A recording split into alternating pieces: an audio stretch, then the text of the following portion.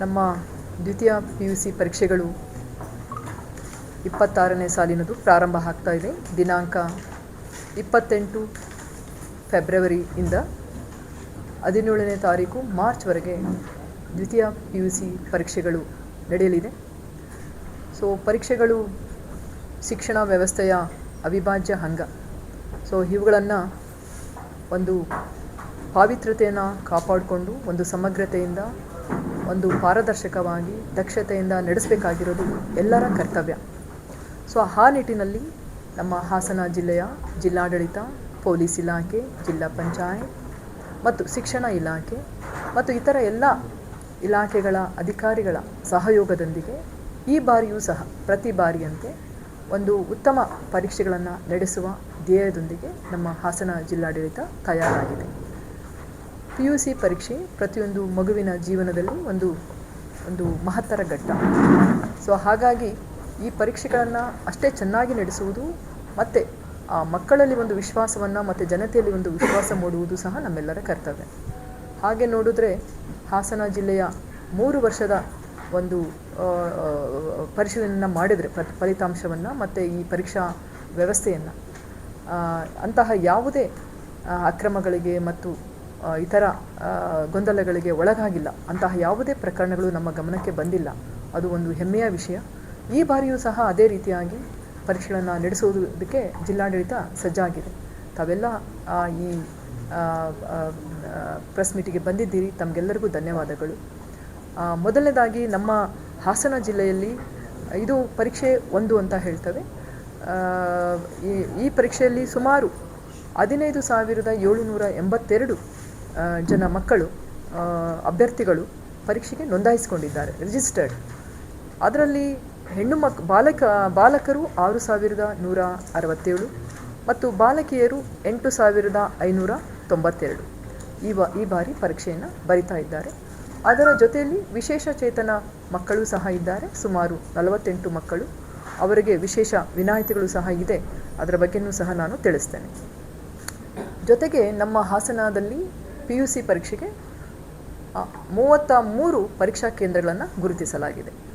ಅದರಲ್ಲಿ ಹಾಸನದಲ್ಲಿ 12, ಆಲೂರು 1 ಕೇಂದ್ರ ಇದೆ, ಅರಸೀಕೆರೆಯಲ್ಲಿ 6 ಕೇಂದ್ರಗಳಿವೆ, ಅರಕಲಗೂಡಿನಲ್ಲಿ 3 ಕೇಂದ್ರಗಳಿವೆ, ಬೇಲೂರು 2 ಕೇಂದ್ರ, ಚನ್ನರಾಯಪಟ್ಟಣ 4 ಕೇಂದ್ರಗಳಿದೆ ಪರೀಕ್ಷಾ ಕೇಂದ್ರಗಳು, ಜಾವಗಲಲ್ಲಿ 1 ಇದೆ, ಒಳನರಸೀಪುರದಲ್ಲಿ 3, ಸಕಲೇಶಪುರದಲ್ಲಿ 1. ಹೀಗೆ 33 ಪರೀಕ್ಷಾ ಕೇಂದ್ರಗಳು ಹಾಸನ ಜಿಲ್ಲೆಯಲ್ಲಿ ಇದೆ. ಈ ಪರೀಕ್ಷಾಗಳನ್ನು ನಡೆಸಲಿಕ್ಕೆ ಮುಂಜಾಗೃತಾ ಕ್ರಮವಾಗಿ ಜಿಲ್ಲಾಡಳಿತ ಒಂದು 200 ಮೀಟರ್ನ ಪ್ರದೇಶವನ್ನು ನಮ್ಮ ಭಾರತೀಯ ಸಂಹಿತೆ ಮೇರೆಗೆ ನಿಷೇಧ ಪ್ರದೇಶವಂತೇಳಿ ನಾವು ಘೋಷಣೆ ಮಾಡಿದ್ದೇವೆ. ಮತ್ತು ಸೂಕ್ತ ಪೊಲೀಸ್ ವ್ಯವಸ್ಥೆಯನ್ನು ಕಲ್ಪಿಸಲಾಗಿದೆ. ಜೊತೆಗೆ ಆ 200 ಮೀಟರ್ ವ್ಯಾಪ್ತಿಯಲ್ಲಿ ಯಾವುದೇ ಜೆರಾಕ್ಸ್ ಮತ್ತು ಇತರೆ ಫೋಟೋ ಕಾಪೀಸ್ ಮಾಡೋ ಅಂಗಡಿಗಳು ಸಹ ಇರಬಾರ್ದು, ಅದು ಸಹ ತಿಳಿಸಿದ್ದೇವೆ. ಈ ಎಲ್ಲ ಮುಂಜಾಗ್ರತೆಗಳ ಜೊತೆಯಲ್ಲಿ ನಾವು ಈ CCTV ಕ್ಯಾಮರಾಸ್ ಪರೀಕ್ಷಾ ಕೇಂದ್ರದಲ್ಲಿ CCTV ಕ್ಯಾಮರಾಸ್ ಅನ್ನು ಅಳವಡಿಸಲಾಗಿದೆ. ಆ CCTVಗಳನ್ನು ಮತ್ತೆ ವೀಕ್ಷಣೆ ಮಾಡಲಾಗುವುದು. ಅದಕ್ಕೆ ನಮ್ಮ ಜಿಲ್ಲಾ ಪಂಚಾಯಿತಿಯ CO ಅವರ ಅಧ್ಯಕ್ಷತೆಯಲ್ಲಿ ವೆಬ್ಕಾಸ್ಟಿಂಗ್ ಅದನ್ನು ಪರಿಶೀಲನೆ ಸಹ ಮಾಡಬಹುದು. ವೆಬ್ಕಾಸ್ಟಿಂಗ್ ವ್ಯವಸ್ಥೆಯೂ ಸಹ ಇದೆ.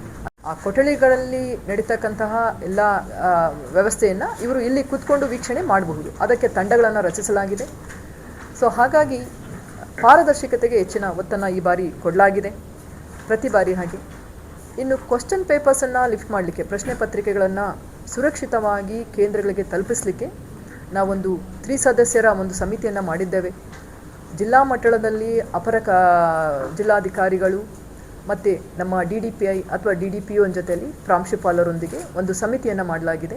ತಾಲೂಕು ಮಟ್ಟದಲ್ಲಿಯೂ ಸಹ ಸಮಿತಿ ಇರ್ತದೆ. ಯಾಕಂದರೆ ಪ್ರಶ್ನೆ ಪತ್ರಿಕೆಗಳನ್ನು ತುಂಬ ರಕ್ಷಣೆಯೊಂದಿಗೆ ಕೇಂದ್ರಗಳಿಗೆ ತಲುಪಿಸಲಿಕ್ಕೆ ನಾವು ಕ್ರಮ ವಹಿಸಬೇಕಾಗ್ತದೆ. ಸೊ ತಾಲೂಕು ಮಟ್ಟದಲ್ಲಿ ತಹಸೀಲ್ದಾರ್ ಅವರು, BO ಅವರು ಮತ್ತು ಪ್ರಾಂಶುಪಾಲರ ಒಂದು 3 ಜನರ ಸದಸ್ಯರ ಸಮಿತಿ ಇದೆ. ಪ್ರಶ್ನೆ ಪತ್ರಿಕೆಗಳನ್ನು ಯಾವುದೇ ಗೊಂದಲ ಇಲ್ಲದೆ ವಿಳಂಬ ಮಾಡದೆ ಪರೀಕ್ಷಾ ಕೇಂದ್ರಗಳಿಗೆ ತಲುಪಿಸುವುದು ಆ ಜವಾಬ್ದಾರಿ ಅವರದ್ದಾಗಿರ್ತದೆ. ಸೊ ಅದ್ರ ಜೊತೆಯಲ್ಲಿ ನಾವು ಒಂದು 10 ಮಾರ್ಗಗಳನ್ನು ನಾವು ಮಾಡ್ಕೊಂಡಿದ್ದೇವೆ, ರೂಟ್ಸ್ ನಾವು ಸರಿಯಾದ ಸಮಯಕ್ಕೆ ಮಾಡ್ಕೊಳ್ಳಿಕ್ಕೆ. ಆ ಪ್ರಶ್ನೆ ಪತ್ರಿಕೆಗಳು ಯಾವ ದಾರಿಯಲ್ಲಿ ಅಥವಾ ರೂಟ್ಸಲ್ಲಿ ವೆಹಿಕಲಲ್ಲಿ ಹೋಗ್ತದೆ ಅದನ್ನು GPS ಟ್ರ್ಯಾಕಿಂಗ್ ಸಿಸ್ಟಮನ್ನು ಸಹ ನಾವು ಈ ಸರಿ ಅಳವಡಿಸಿದ್ದೇವೆ. ಸೊ ಇನ್ನೂ ಒಂದು ನಾವು ತುಂಬ ಕಠಿಣವಾಗಿ ಹೇಳಿರೋದು, ಪ್ರತಿಯೊಬ್ಬರೂ ಸಹ ಗುರುತಿನ ಚೀಟಿಯನ್ನು ಧರಿಸ್ಕೊಳ್ಬೇಕು. ಆ ಸಿಬ್ಬಂದಿ ಹೊರತುಪಡಿಸಿ ಅನಗತ್ಯವಾಗಿ ಯಾರೂ ಸಹ ಪರೀಕ್ಷಾ ಕೇಂದ್ರಕ್ಕೆ ಒಳಗಡೆ ಪ್ರವೇಶ ಇರೋದಿಲ್ಲ. ಅದನ್ನು ಕಡ್ಡಾಯವಾಗಿ ನಿಷೇಧಿಸಲಾಗಿದೆ. ಇನ್ನು ಮಕ್ಕಳು ಪರೀಕ್ಷೆಗೆ ಬರುವಾಗ ಅವರಲ್ಲಿ ನಾವು ಕೋರಿಕೊಳ್ಳೋದು ಇಷ್ಟೇ, ಈ mobiles, watch, electronic watch, wrist watch ಅಥವಾ ಒಂದು ಅನುಮಾನಕರವಾದ ರೀತಿಯಲ್ಲಿ ಇವು ಆಭರಣಗಳ ಧರಿಸುವಿಕೆ ಇವನ್ನೆಲ್ಲ ಅವಾಯ್ಡ್ ಮಾಡಿ. ಎಲೆಕ್ಟ್ರಿಕಲ್ ಗ್ಯಾಜೆಟ್ಸ್ ಕಂಪ್ಲೀಟ್ಲಿ ನೀವು ಅವರನ್ನು ಅವಾಯ್ಡ್ ಮಾಡಲಿಕ್ಕೆ ತಿಳಿಸಿದ್ದೇವೆ. ಇದಕ್ಕೆ ಮಕ್ಕಳು ಸಹ ಆ ರೀತಿ ತಯಾರಾಗಿ ಬರಬೇಕು ಎಕ್ಸಾಮನ್ನು ಬರೀಲಿಕ್ಕೆ. ಅದನ್ನು ಸಹ ನಾವು ಹೊರತುಪಡಿಸಿ ಏನು ಮಾಡಿದ್ದೇವೆ, ಈ 33 ಕೇಂದ್ರಗಳ ಸಿಬ್ಬಂದಿಗಳು ಅದನ್ನು ರ್ಯಾಂಡಮೈಸೇಷನ್ ಮಾಡ್ತೇವೆ. ಅಂದರೆ ಯಾರಿಗೂ ಅದು ಗೊತ್ತಿರೋದಿಲ್ಲ ನಾವು ಯಾವ ಕೇಂದ್ರಗಳಿಗೆ ಹೋಗ್ತೇವೆ ಅಂತೇಳಿ. ಸೊ ಮತ್ತು ಅದೇ ಕೇಂದ್ರದ ಅದೇ ಕಾಲೇಜಿನ ಸಿಬ್ಬಂದಿ ಅಲ್ಲೇ ಕೆಲಸ ಮಾಡಲಿಕ್ಕೆ ಅವಕಾಶ ಇಲ್ಲ, ಪರೀಕ್ಷಾ ಕಾರ್ಯವನ್ನು ನಿರ್ವಹಿಸೋಕ್ಕೆ ಅವಕಾಶ ಇಲ್ಲ. ಅದರ ಜೊತೆಯಲ್ಲಿ ನಾವು ಒಂದು ಪ್ರಯತ್ನವನ್ನು ಮಾಡಿದ್ವಿ, ಸೂಕ್ಷ್ಮ ಮತ್ತು ಅತಿ ಸೂಕ್ಷ್ಮ ಅಂತಹ ಪರೀಕ್ಷಾ ಕೇಂದ್ರಗಳನ್ನು ಗುರುತಿಸಲಿಕ್ಕೆ. ಆದರೆ ಹಾಸನ ಜಿಲ್ಲೆಯಲ್ಲಿ ಅಂತಹ ಕೇಂದ್ರಗಳು ನಾವು ಗುರುತಿಸಲಿಕ್ಕೆ ಆಗಿಲ್ಲ. ಕಾರಣ, ಈ 3 ವರ್ಷದಲ್ಲಿ ಅಂತಹ ಅಕ್ರಮಗಳು ಈ ಜಿಲ್ಲೆಯಲ್ಲಿ ನಡೆದಿಲ್ಲ. ಪ್ರತಿ ಬಾರಿಯೂ ತುಂಬ ಚೆನ್ನಾಗಿ ಪರೀಕ್ಷೆಗಳು ನಡೆದಿದೆ. ಆದಾಗ್ಯೂ ಸಹ ನಾವು ಒಂದು ಸ್ಕ್ವಾಡ್ಸ್, ಸ್ಥಾನಿಕ ಜಾಗೃತಿ ದಳ ಅಂತ ಹೇಳಿ ಲೋಕಲ್ ಸ್ಕ್ವಾಡನ್ನು ಮಾಡಿದ್ದೇವೆ. ಅದರ ಜೊತೆಯಲ್ಲಿ ಸಹ ಸಂಚಾರಿ ಜಾಗೃತ ದಳ ಅಂದರೆ ದ ಮೊಬೈಲ್ ಟೀಮ್, ಸರ್ಪ್ರೈಸ್ ಸ್ಕ್ವಾಡ್ಸ್ಗಳನ್ನು ಸಹ ಈ ಸರಿ ನಿಯೋಜನೆ ಮಾಡಿದ್ದೇವೆ ಜಿಲ್ಲಾಡಳಿತದ ವತಿಯಿಂದ. ಮತ್ತು ಮುಖ್ಯವಾಗಿ ನಾನು ಇವತ್ತು ಹೈಲೈಟ್ ಮಾಡಲಿಕ್ಕೆ ಇಷ್ಟಪಡೋದು ನಮ್ಮ ವಿಶೇಷ ಚೇತನ ಮಕ್ಕಳಿಗೆ, ಚಿಲ್ಡ್ರನ್ ವಿತ್ ಸ್ಪೆಷಲ್ ನೀಡ್ ಅಂತಹ ಮಕ್ಕಳಿಗೆ ಅವರಿಗೆ PUCಯಲ್ಲಿ ಅವರಿಗೆ ಒಂದು ಭಾಷೆ ವಿನಾಯಿತಿ ಇರ್ತದೆ. ಅವರು ಪರೀಕ್ಷಾ ವಾಚಕರ ಸಹಾಯವನ್ನು ಪಡಿಬಹುದು, ಸಹಾಯಕ ಬರಹಗಾರರನ್ನು ಸಹ ಅವರು ಪಡಿಬಹುದು. ಈ ಬ್ರೈಲ್ ಲಿಪಿಯಲ್ಲಿ ಅವರು ಪರೀಕ್ಷೆ ಬರೆಯೋದಾದರೆ ಅದಕ್ಕೆ ವಿಶೇಷ ವ್ಯವಸ್ಥೆಯನ್ನು ಕೊಡಲಾಗಿದೆ. ಅವರಿಗೆ 1 ಗಂಟೆ ಹೆಚ್ಚಿನ ಪರೀಕ್ಷಾ ಅವಧಿ ಇರ್ತದೆ ಮತ್ತು ಅವರಿಗೆ ನೆಲಮಹಡಿಯಲ್ಲೇ ಸೂಕ್ತ ಆಸನ ವ್ಯವಸ್ಥೆ ಮತ್ತು ಕೊಠಡಿ ವ್ಯವಸ್ಥೆಯನ್ನು ಮಾಡಲಾಗಿರ್ತದೆ. ಸೊ ಹಾಗಾಗಿ ನಮ್ಮ ಹಾಸನ ಜಿಲ್ಲೆಯಲ್ಲಿ PUC ಪರೀಕ್ಷೆಯಲ್ಲಿ ಸುಮಾರು 48 ವಿಶೇಷ ಚೇತನ ಮಕ್ಕಳು ಪರೀಕ್ಷೆಯನ್ನು ತೆಗೆದುಕೊಳ್ತಾ ಇದ್ದಾರೆ. ಅವರಿಗೆ ಆಗ್ತಕ್ಕಂಥ ಎಲ್ಲ ಸೌಲಭ್ಯಗಳನ್ನು ಇಲ್ಲಿ ಮಾಡಲಾಗಿದೆ. ಅದರ ಜೊತೆಯಲ್ಲಿ ಕೆಲವು ಮಕ್ಕಳು ಮಧುಮೇಹದಿಂದ ಒಳಗಾಗಿರ್ತಾರೆ ಮತ್ತು ಆಹಾರ ಅವರಿಗೆ ತೊಂದರೆ ಆಗ್ತದೆ. ಅಂತಹ ಮಕ್ಕಳನ್ನು ಸಹ ನಮ್ಮ ಪರೀಕ್ಷಾ ಕೇಂದ್ರಗಳಲ್ಲಿ ಅವರನ್ನು ಗುರುತಿಸಿ ಅವರ ಕೋರಿಕೆ ಮೇರೆಗೆ ಅವರಿಗೆ ಆಹಾರ ತಿನಿಸುಗಳನ್ನು ಮತ್ತು ಮೆಡಿಸಿನ್ಸ್ ಅವರಿಗೆ ತಗೊಳ್ಳಿಕ್ಕೆ ಅವಕಾಶವನ್ನು ಸಹ ಮಧ್ಯದಲ್ಲಿ ಅವಕಾಶ ಮಾಡಿಕೊಡಲಿಕ್ಕೆ ಮಾಡಿದ್ದೇವೆ. ಅವರಿಗೂ ಸಹ 2 ಭಾಷೆ ವಿನಾಯಿತಿ ಇರ್ತದೆ. ಪರೀಕ್ಷೆ ವಾಚಕ ಸಹಾಯಕರು ಮತ್ತು ಸಹಾಯಕ ಬರಹಗಾರರನ್ನು ಸಹ ಅವರಿಗೆ ನೇಮಿಸಿಕೊಳ್ಳಲು ಅವಕಾಶ ಇರ್ತದೆ. ಅವರಿಗೆ 1 ಗಂಟೆಗಳ ಕಾಲ ಹೆಚ್ಚಿನ ಸಮಯಾವಕಾಶ ಇರ್ತದೆ. ನೆಲಮಹಡಿಯಲ್ಲಿ ಅವಕಾಶ ಇರ್ತದೆ. ಸೊ ಅವರಿಗೆ ಅನುಕೂಲ, ಪರೀಕ್ಷೆ ಬರೀಲಿಕ್ಕೆ ಎಲ್ಲ ಅನುಕೂಲತೆಯನ್ನು ಕಲ್ಪಿಸಲಾಗುತ್ತದೆ. ಮತ್ತು ಮಧುಮೇಹ ವಿದ್ಯಾರ್ಥಿಗಳಿಗೂ ಸಹ ಅವರನ್ನು ಗುರುತಿಸಿ ಅವರ ಆರೋಗ್ಯಕರವಾಗಿ ಅವರಿಗೆ ತಿನಿಸುಗಳನ್ನು ಕೊಡಲಿಕ್ಕೆ ಅವಕಾಶ ಇದೆ.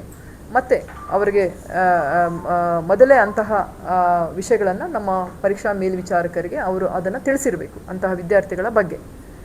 ಇಲ್ಲಿನೂ ಅಷ್ಟೇ ನಾನು ಕೇಳೋದು, ವಿದ್ಯಾರ್ಥಿಗಳು 40 ನಿಮಿಷ ಮುಂಚೆ ಪರೀಕ್ಷಾ ಕೇಂದ್ರಕ್ಕೆ ಆಗಮಿಸಬೇಕು, ತಲುಪಬೇಕು.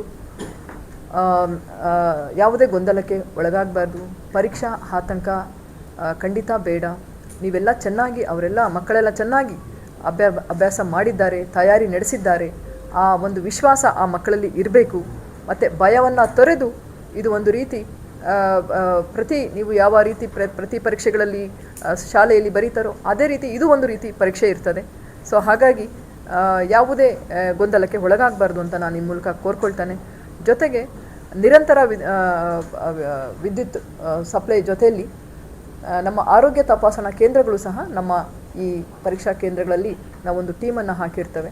ಹಾಗಾಗಿ ಯಾವುದೇ ಭಯ ಮತ್ತು ಗೊಂದಲ ಇಲ್ಲದೆ ಚೆನ್ನಾಗಿ ಎಕ್ಸಾಮ್ ಬರಲಿಕ್ಕೆ ನಮ್ಮ ವಿದ್ಯಾರ್ಥಿಗಳಿಗೆ, ಅದರಲ್ಲೂ SSLC ಪುಟಾಣಿ ಮಕ್ಕಳಿಗೆ ನಾನು ಈ ಮೂಲಕ ಶುಭ ಕೋರ್ತೇನೆ. ಉತ್ತಮ ಫಲಿತಾಂಶ ಖಂಡಿತ ನಮ್ಮ ಹಾಸನ ಜಿಲ್ಲೆಗೆ ನೀವು ತರ್ತೀರಾ. ಮತ್ತು ಅಷ್ಟೇ ಚೆನ್ನಾಗಿ ನಿಮ್ಮ ಕುಟುಂಬಕ್ಕೆ ಮತ್ತು ನೀವು ಚೆನ್ನಾಗಿ ಪರ್ಫಾರ್ಮೆನ್ಸ್ ಮಾಡ್ತೀರಾ ಅಂತ ನನಗೆ ನಂಬಿಕೆ ಇದೆ. ಧನ್ಯವಾದಗಳು. ಶುಲ್ಕ ಹೇಳೋದು, ನಾವು ಏನೇ ಈಗ ತಂಡಗಳನ್ನು ರಚಿಸಿ ಎಲ್ಲ ಮಾಡಿದರೂ ಸಹ ಈ ರೀತಿಯಾಗಿ ಕೆಲವರ ತಂಡ ಇರ್ತದೆ ಇದೇ ಕೆಲಸಕ್ಕಾಗಿ. ಮತ್ತು ಇನ್ನೂ ಒಂದು ಇದೆ, ಪ್ರಶ್ನೆ ಪತ್ರಿಕೆ ಸೋರಿಕೆ ಆಯಿತು ಅಂತ ಹೇಳ್ತಾರೆ, ಕೆಲವರು ಲೀಕ್ ಆಗಿದೆ ಅಂತ ಹೇಳ್ತಾರೆ. ಅದನ್ನು ಸೋಷಿಯಲ್ ಮೀಡಿಯಾದಲ್ಲಿ ಯಾವುದೇ ಪುರಾವೆ ಇಲ್ಲದಲ್ಲೇ ಹರಿದು ಬಿಟ್ಬಿಡ್ತಾರೆ. ಸೊ ಇಂತಹ ರೂಮರ್ಸ್ಗಳಿಗೆ, ಇಂತಹ ಸುದ್ದಿಗಳಿಗೆ ತಾವು ದಯವಿಟ್ಟು ಗಮನ ಕೊಡಬಾರ್ದು ಅಂತೇಳಿ ನಾನು ಪೋಷಕರಲ್ಲಿ ಮತ್ತು ನಮ್ಮ ವಿದ್ಯಾರ್ಥಿಗಳಲ್ಲಿ ನಾನು ಕೋರ್ಕೊಳ್ತೇನೆ. ಯಾಕಂದರೆ ಮತ್ತೆ ಒಂದು ಇಂತಹ ಅಕ್ರಮವಾಗಿ ತಂಡಗಳು ರಾಂಗ್ ಮೆಸೇಜನ್ನು ಕೊಡೋದು, ಸುಳ್ಳು ಸುದ್ದಿಯನ್ನು ಹಬ್ಬಿಸುವುದು, ಇಂತಹ ವದಂತಿಗಳಿಂದ ದೂರ ಇರಿ.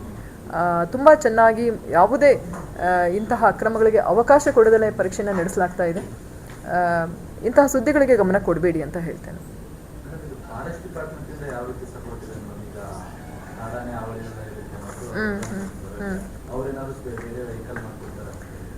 ಸೊ ಆ್ಯಕ್ಚುಲಿ ಈಗ ಹೇಳಿದ ಹಾಗೆ KSRTC ನಮ್ಮ ವತಿಯಿಂದ ಉಚಿತವಾಗಿ ಮಕ್ಕಳಿಗೆ ಇದು ಏನಿದೆ ಶಾಲೆಗೆ ಹೋಗಲಿಕ್ಕೆ ಅವಕಾಶ ಇದೆ.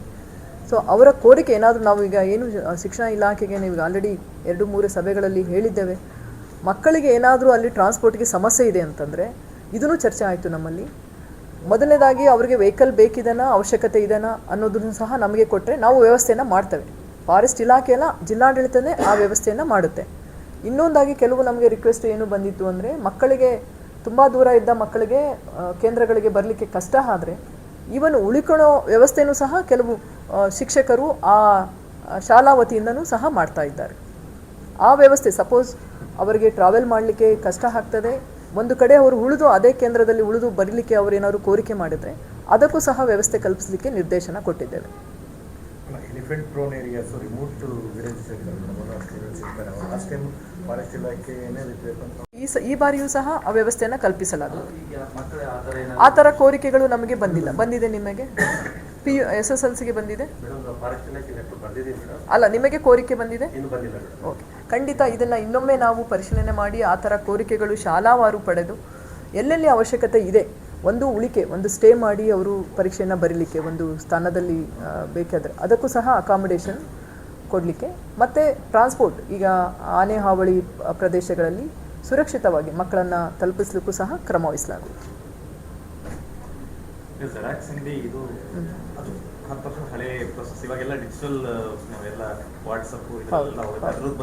ಈಗ ಸೈಬರ್ ಕ್ರೈಮ್ ನಿಮಗೆ ಗೊತ್ತಿರೋ ಹಾಗೆ ಪ್ರಶ್ನೆ ಪತ್ರಿಕೆಗಳನ್ನು ಲೀಕ್ ಮಾಡಿದ್ದೀವಿ ಅಂತ ಹೇಳೋದು ಮತ್ತು ಅದರ ಉತ್ತರಗಳನ್ನು ಡಿಸ್ಟ್ರಿಬ್ಯೂಟ್ ಮಾಡೋದು, ಇವೇ ಪ್ರಶ್ನೆ ಬರೀತದೆ ಅಂತ ಹೇಳಿ ಅವ್ರಿಗೆ ಆನ್ಲೈನಲ್ಲಿ ಅಥವಾ ಅವ್ರಿಗೆ ಡಿಜಿಟಲಿ ಅವ್ರಿಗೆ ಏನಾದರೂ ಟ್ರಾನ್ಸ್ಮಿಟ್ ಮಾಡಲಿಕ್ಕೆ ಹೊರಟ್ರೆ ಅಂಥವಕ್ಕೆ ಕಠಿಣ ಕ್ರಮಕ್ಕೆ ನಮ್ಮ ಪೊಲೀಸ್ ಇಲಾಖೆ ಅನೇಕ ಕ್ರಮಗಳನ್ನು ವಹಿಸಿದೆ. ಅವರು ಸಹ ಸುಳ್ಳು ಮತ್ತು ವದಂತಿಗಳನ್ನು ಇಂತಹ ಹಬ್ಬಿಸುವ ಕಿಡಿಗೇಡಿಗಳ ಬಗ್ಗೆ ನಿಗಾ ವಹಿಸುವುದು ಮತ್ತು ಮುಂಜಾಗ್ರತಾ ಕ್ರಮವನ್ನು ಇಂತಹ ಅಕ್ರಮಗಳಿಗೆ ಉತ್ತೇಜನ ನೀಡುವ ವ್ಯಕ್ತಿಗಳನ್ನು ಗುರುತಿಸಿ, ಅದು ಸೈಬರ್ ಕ್ರೈಮ್ ಆಗಿರಬಹುದು, ನೀವು ಹೇಳಿದಾಗೆ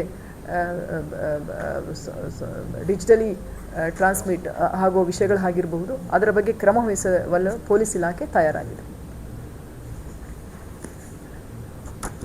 ಓಕೆ, ಧನ್ಯವಾದಗಳು.